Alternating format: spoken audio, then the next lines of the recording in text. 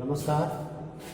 आज हम आपको डीएलएड सेकेंड सेमेस्टर 2019 विज्ञान विषय के अंतर्गत आज हम आपको चैप्टर नंबर 11 में infection disease and it's remediation या रेमेडीज यानी उपचार के बारे में हम आपको बताएंगे। अर्थात इसका अर्थ हुआ संक्रामक रोग एवं उनकी रोकथाम। आज इस चैप्टर में हम चर्चा करेंगे संक्रामक रोग होते क्या हैं और इनका क्या प्रभाव हमारे शरीर पर पड़ता है। आज इसके बारे में हम पूर्ण रूप से चर्चा करेंगे। साथ ही साथ हम आपको बताएंगे कि ये वे रोग हैं जो कि एक दूसरे के संपर्क में आने के बाद यानी एक जीव के दूसरे जीव के संपर्क में आने के बाद जिस व्यक्ति के संपर्क में आ जाते हैं या जिस जीव के संपर्क में आ जाते हैं उसके अंदर फैलना शुरू कर देते हैं। उन्हें संक्रामक रोग के नाम से जानते हैं। वास्तव में ये जो मौसम इस समय है बरसात का मौसम, इसमें संचारी रोग जो कि एक दूसरे में बड़ी तेजी के साथ फैलते हैं। जैसे हम देखें कि अक्सर करके देखते हैं कि वायरल बुखार हो जाता है, त्वचा संबंधी रोग हो जाते हैं, सांस में लेने में विकृति आने लगती है। तो इस प्रकार के जो रोग होते हैं उन सभी के लिए संक्रामक जो रोग हैं वो किसी न किसी प्रकार से एक दूसरे के संपर्क में, एक दूसरे के छूने से संपर्क में आते हैं। हम जो इस समय कहें कि जो इस समय जो कोरोना चल रहा है वो भी एक प्रकार का संक्रामक रोग ही है। वह वायरस के द्वारा फैलाया जा रहा है, एक दूसरे व्यक्ति के संपर्क में आने के द्वारा फैलाया जा रहा है, एक दूसरे व्यक्ति के हाथ छूने पर, श्वास के द्वारा हम एक दूसरे को प्रभावित कर रहा है। अब इसको हम बात करें, अर्थ के बारे में बातचीत करें। किसका अर्थ है कि इस रोग को लगाया जाता है जो छूत का परिणाम हो जाता है। छूत का मतलब छूने से, यह रोग छूत का रोग भी कहलाता है।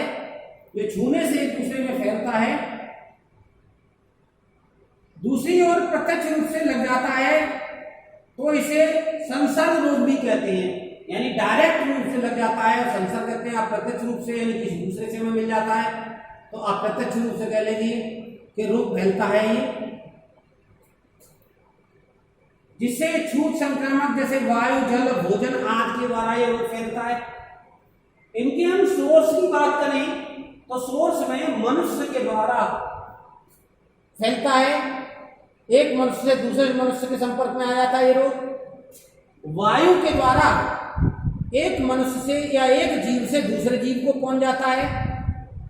जानवरों के द्वारा भी एक जानवर से दूसरे जानवरों में पहुंच जाता है या एक जानवर से मनुष्यों के बीच में पहुंच जाता है।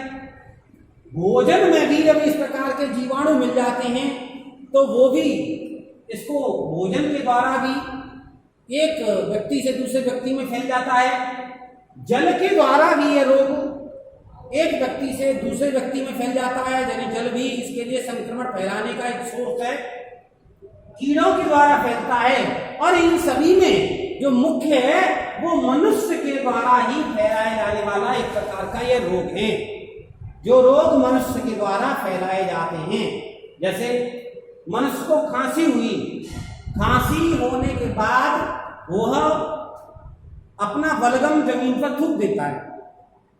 वो बलगम तो कुछ समय बाद सूख जाता है, लेकिन जो हमारे बलगम में जो जीवाणु थे या बैक्टीरिया थे वो काफी लंबे समय तक वहां पर जीवित रहते हैं। यदि वह किसी अन्य व्यक्ति के संपर्क में आ गए तो उसके अंदर भी अपना संक्रमण फैला देते हैं, अपना फैलाव कर देते हैं।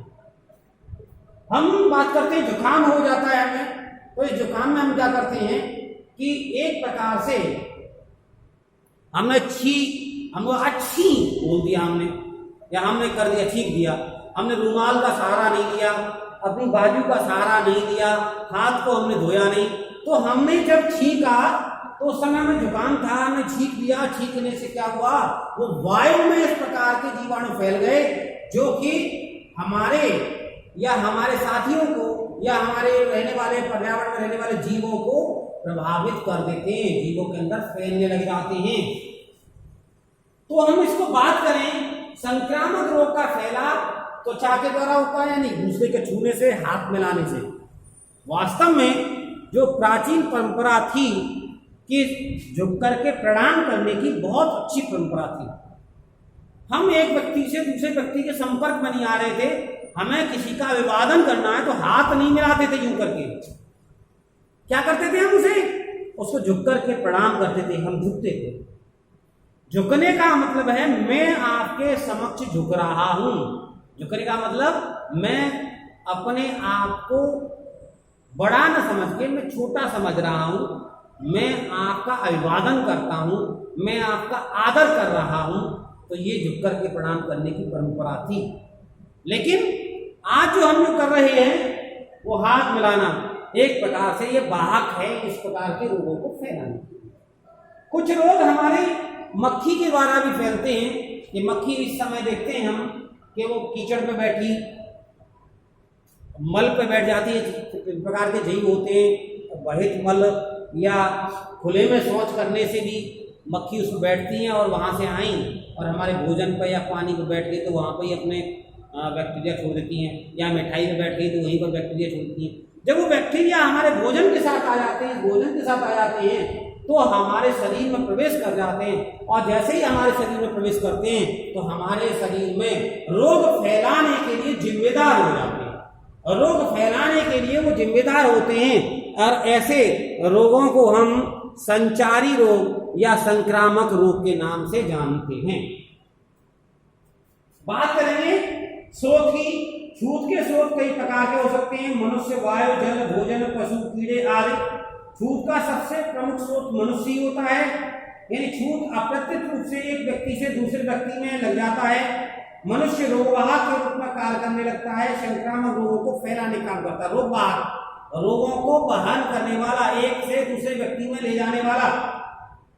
यह भोजन या छूने से या जल के संपर्क में आने से फैलते हैं। मच्छर, मक्खियां भी इसके सोर्स हो सकते हैं। ये मनुष्य को छूने से चर्म के द्वारा गिल्टी, टिटनेस, खुजली आदि रोग भी छूत चर्म या संक्रामक रोग कहलाते हैं, जो हमारी त्वचा के द्वारा होते हैं। यानी कौन सा? गिल्टी, टिटनेस, खुजली आदि। काटने वाले कीड़े चर्म में काट करके छूत के रोग पहुंचाते हैं, जैसे कि मलेरिया, पीत ज्वर, प्लेग। प्लेग रोग वह है जो कि चूहों के काटने से फैलता है, या चूहों के मरने से फैलता है प्लेग। काटना गलत बोला मैंने। सांस द्वारा विभिन्न रोगों को छूत सांस के द्वारा शरीर में प्रवेश करते हैं। इधर उधर फेंका गया थूक, हकार या नेटा धूल में मिल जाते हैं। कुछ समय बाद वो तरलता उनकी समाप्त हो जाती है, यानी वो सूख जाते हैं, और सूखने के पश्चात उसमें उपस्थित जीवाणु वायु में या किसी दूसरे धूल के कणों में मिलकर के सांस नली में प्रवेश कर जाते हैं और वो रोग फैलाते हैं, जैसे बैक्टीरिया, खोखा खांसी, सर्दी, ज्वर आदि। अंतर्ग्रहण के द्वारा, यानी कुछ भोज्य पदार्थों के द्वारा हमारे सीधे प्रवेश कर जाते हैं हमारे आहार नाल में, और वहां पर भी रोग फैलाने का कार्य करते हैं।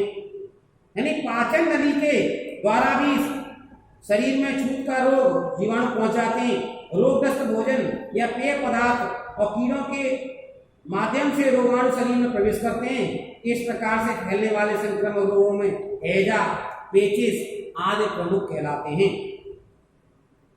छूत के संचरण के साधन कौन कौन से? अप्रत्यक्ष साधन, प्रत्यक्ष साधन, और उसके बाद में बाहकन द्वारा।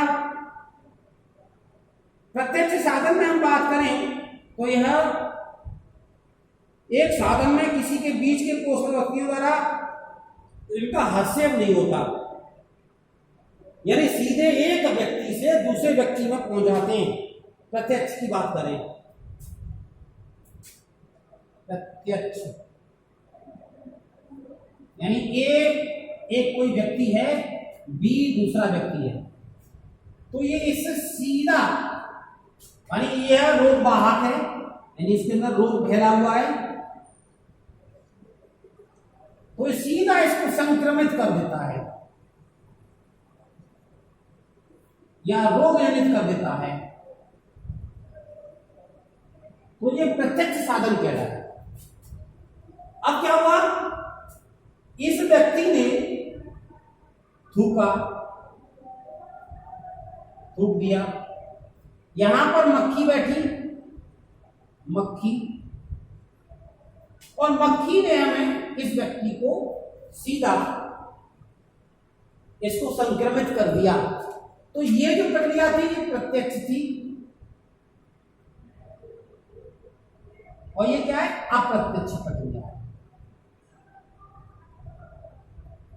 यहां पर माध्यम की आवश्यकता हुई, मक्खी की आवश्यकता हुई, या जो कि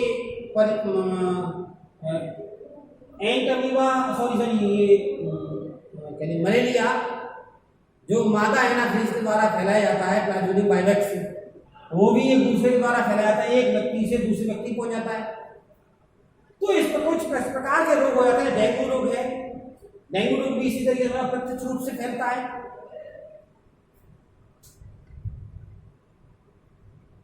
बीमार व्यक्ति के विसर्जन स्वस्थ व्यक्ति को सीधे बिंदु संक्रमण के द्वारा पहुंच जाते हैं। इस प्रकार से संक्रमण रोग हो जाता है। हैजा, पेचिस, टाइफाइड ऐसे रोग हैं जो प्रत्यक्ष रूप से एक व्यक्ति से दूसरे व्यक्ति के रूप में आ जाते हैं। जैसे टीबी, टीबी में हम बात करें कि जिस व्यक्ति को टीबी होती है, पहले एक लाइलाज बीमारी थी, लेकिन आज यह लाइलाज बीमारी नहीं है। इसका उपचार है, जब रोगी किसी भी प्रकार का रोग हो, यानी संक्रामक रोग हो, तो ऐसी कंडीशन में वो जो छूत के रोग होते हैं वहां पर रोगी के संपर्क में नहीं आना चाहिए। मानो ये रोगी का कमरा है, तो रोगी का बिस्तर है, ये यहां पे ये रोगी लेटा हुआ है, इसके पैर है, तो इस रोगी को का बिस्तर, बर्तन, तौलिया, कपड़े आदि के संपर्क में किसी अन्य व्यक्ति को नहीं आना चाहिए। यदि वो व्यक्ति इनके संपर्क में आ जाता है तो प्रिकॉशन बरतना चाहिए, उसे अपने हाथ साफ करने चाहिए। कहा जाता है यदि किसी व्यक्ति को टीबी का रोग है तो गाय के गोबर से, जहां पर वो रहता है, जहां पर वो थूकता है, वहां पर गाय के गोबर से लिपाई कर दी जाए, तो गाय के गोबर में ऐसी क्षमता होती है, ऐसे जीवाणु होते हैं जो कि टीबी के बैक्टीरिया को नष्ट करने का काम है। इसलिए पहले जो लीपने की प्रथा थी, अब तो कच्चे घर नहीं हैं, काफी कम मात्रा में रह गए हैं। पक्के घर है तो हम नायलॉन या फिनाइल डाल करके हम फर्श की धुलाई कर दें, सफाई कर दें, जिससे कि बैक्टीरिया मारे जा सकें या मर सकें। तो प्रत्यक्ष और अप्रत्यक्ष रूप से फैलता है, इसके बारे में हमने बात करी। संक्रामक रोगों के उद्भव काल की बात करें तो उद्भव काल में सभी संक्रामक रोग 5 अवस्थाओं में एक स्तर से दूसरे स्तर में पहुंच जाते हैं, यानी 5 स्तरों में फैलते हैं। इसमें पहला है उद्भव काल, दूसरा है प्रारंभिक लक्षण स्तर, तीसरा है तीव्रता काल, चौथा है शांति काल और 5वां है रोग निवृत्ति काल।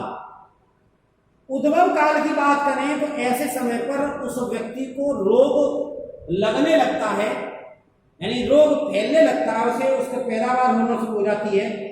शरीर के अंदर रोग जनक जीवाणु प्रवेश करने के तुरंत बाद ही रोग के लक्षण उत्पन्न नहीं करते, वर्ण शरीर में अपनी वृद्धि करते रहते हैं और साथ ही साथ ये रक्त कणिकाओं के साथ संपर्क में आते ही शरीर के विभिन्न भागों में फैल जाते हैं और अपने लक्षण फैलाने लगते हैं, जो कुछ घंटों बाद ही या कुछ सप्ताहों के बाद ही हमें सामने दिखाई देने लगते हैं। उद्भव काल या अंतर विकास काल भी इसे कहा जाता है। इसकी अवधि में संक्रामक व्यक्ति या तो पूर्व स्वस्थ या किंचित अस्वस्थता दिखाई देने लगता है, या तो स्वस्थ दिखाई देगा या उसमें कुछ लक्षण इसके दिखाई देंगे। दूसरा है प्रारंभ के लक्षण स्तर प्रारंभ के लक्षण स्तर में यह वह अवस्था है जिसमें व्यक्ति रोग के प्रथम लक्षण की अनुभूति करने लगता है और शरीर पर प्रारंभ के लक्षण दिखाई देने लगते हैं। जैसे कि बुखार आ रहा है भाई, तो उसके शरीर में का टेम्परेचर बढ़ने लगता है, शरीर उसका टूटने लगता है,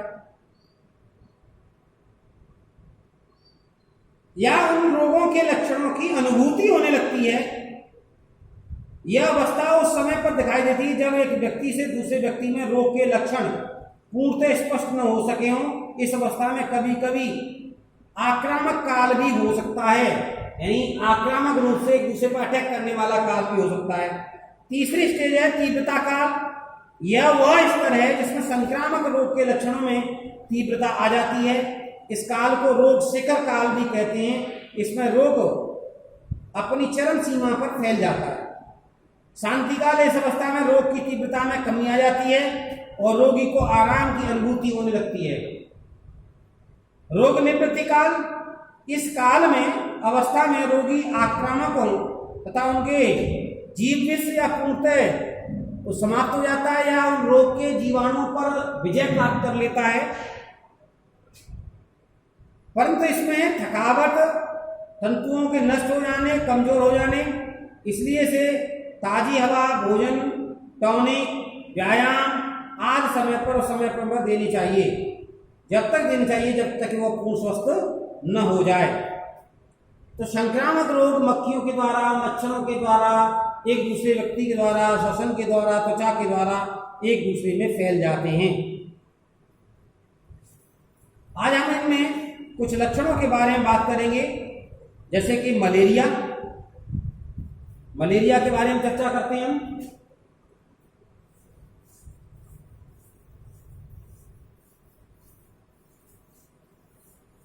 कल हमने एक फोटोग्राफ के माध्यम से या वीडियो के माध्यम से कल आपको हमने आपके जो आपका ग्रुप चैनल है या ग्रुप है, व्हाट्सएप ग्रुप है, उस पर मैंने मलेरिया के बारे में बताया था। मलेरिया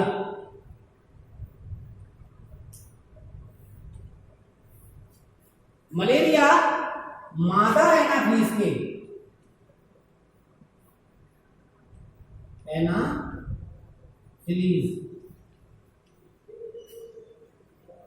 के द्वारा यानी काटने पर फैलता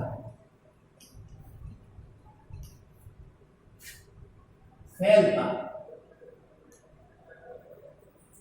यानी मादा एनाफिलीज ही इसको फैलाने का काम करती है। यह जो परजीवी होता है उसको हम प्लाज्मोडियम वाइवेक्स के नाम से जानते हैं। इसके बारे में मलेरिया। मलेरिया शब्द की उत्पत्ति इटालियन शब्दों में मल धन अरिया यानी माल अरिया, जिसमें माल का अर्थ है बुरा और अरिया का मतलब है हवा। बुरा हवा, एयर। इस प्रकार मलेरिया का अर्थ हुआ बुरी हवा। क्या अर्थ हुआ? बुरी हवा। मलेरिया इटालियन शब्द है।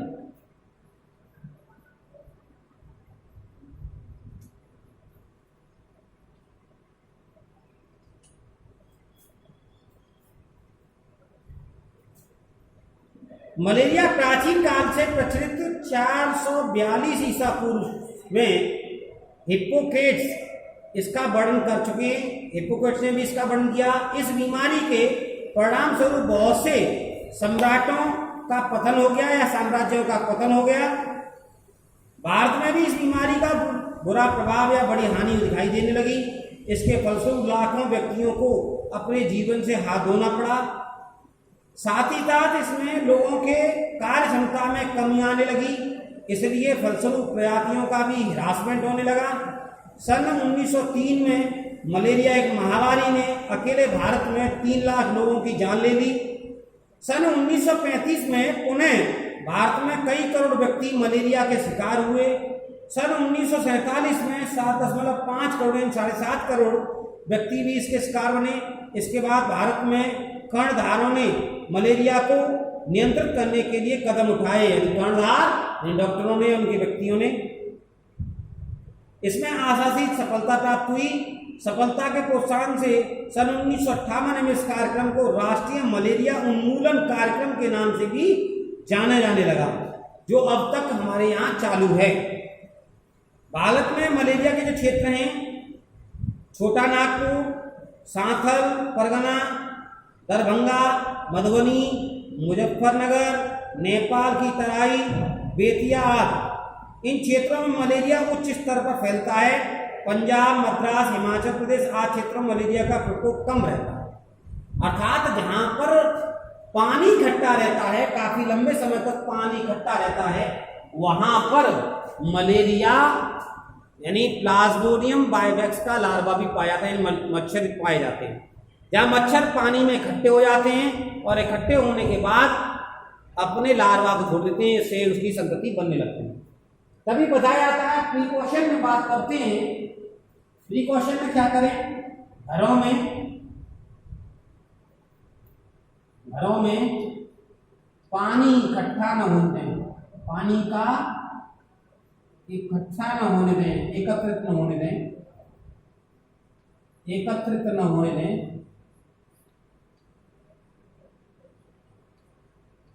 जैसे कूलर है, कूलर में पानी भरा रहता है उसकी टंकी में, वहां मलेरिया मादा अंडा देगी, अंडा से वहां पर अंडे से मच्छरों का उद्भव काल हो जाएगा और मच्छर को रोग फैलाने में सहायक होंगे।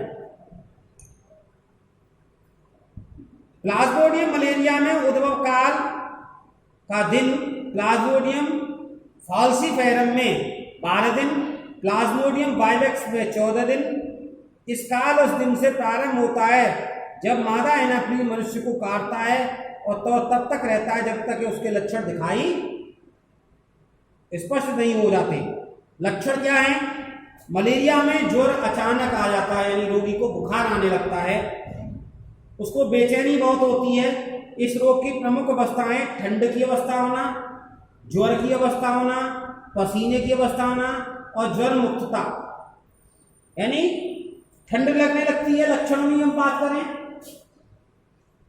लक्षण ठंड लगती है,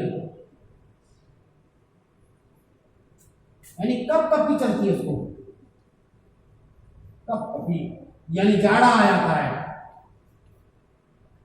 बुखार रहता है उसे, और बुखार कैसा रहता है? काफी तेज बुखार रहता है, काफी तेज बुखार रहता है उसको, और बुखार के साथ साथ उसके सिर में दर्द रहता है। सिर के दर्द के साथ साथ उसको बेचैनी रहती है, बेचैनी साथ साथ जी मचलाता है उसका। तो ऐसी कंडीशन में हम कह सकते हैं कि जिस व्यक्ति को बुखार आ रहा हो, बुखार काफी लंबे समय से आ रहा हो, 2 दिन 3 दिन बाद आ रहा हो, और उसको कभी यानी ठंड भी लगती हो, कभी आती हो, और उसके सिर में दर्द रहता हो, चक्कर आते हो या बेचैनी होती हो, आप समझ आइए प्लाज्मोडियम बाइवैक्स या मलेरिया से रिलेटेड कोई रोग हो सकता है। उसको इसकी रोकथाम डॉक्टर के द्वारा अवश्य करें। इसके लिए मच्छरों के लार्वा को डॉक्टर इसके लिए देते उपचार देते हैं। उपचार की बात करें, उपचार में डॉक्टर क्या करते हैं? उसे कुनैन की गोली दे देते हैं। कुनैन की गोली जो सिंकोना की छाल से बनाई जाती है, और इस गोली के देने से व्यक्ति को पसीना भी आता है, और पसीना आने के बाद उसका कुछ टेम्परेचर डाउन हो जाता है, और डाउन जाने के बाद वो व्यक्ति धीरे धीरे स्वस्थ होने लगता है। रोगी यानी डॉक्टर के उपचार के अनुसार ही करना चाहिए, डॉक्टर की सलाह, डॉक्टर के द्वारा काम करना चाहिए।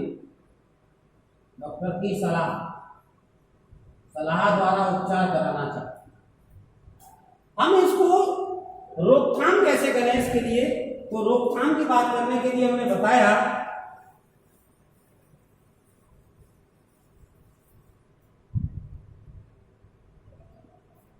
यानी रोकथाम।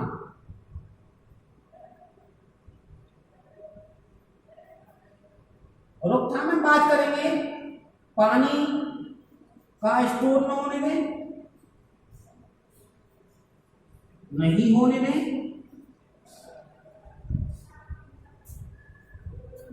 पानी यदि इकट्ठा है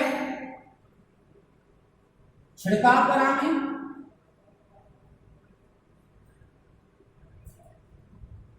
डीडीटी का छिड़काव कराएं,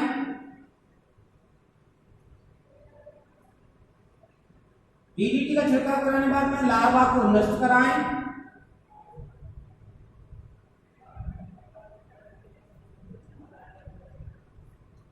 इन सभी के द्वारा हम एक और प्रिकॉशन है इसके लिए, जब हम रात को सो रहे हैं तो समय पूरी आस्तीन यानी तो यहाँ तक के कपड़े पहन करके जो हमारे पैरों को, हाथों को, हमारे शरीर को ढकते हों, इस प्रकार के कपड़े पहने कि रात को मच्छर हमें काट न सके। दूसरा क्या करना चाहिए, मच्छरदानी का प्रयोग करना चाहिए, और इसके साथ साथ डॉक्टर की सलाह के द्वारा दवाइयां लेनी चाहिए, जिससे कि हम मलेरिया के बारे में हम सचेत हो सकें या उससे निदान पा सकें। तो ये काल था। मिट्टी का तेल भी ले सकते हैं, छिड़काव करा सकते हैं, नारियल का तेल, या हम कोई भी मच्छर को भगाने के लिए लोशन हम अपने शरीर पर लगा सकते हैं, बॉडी लोशन जो भी हो।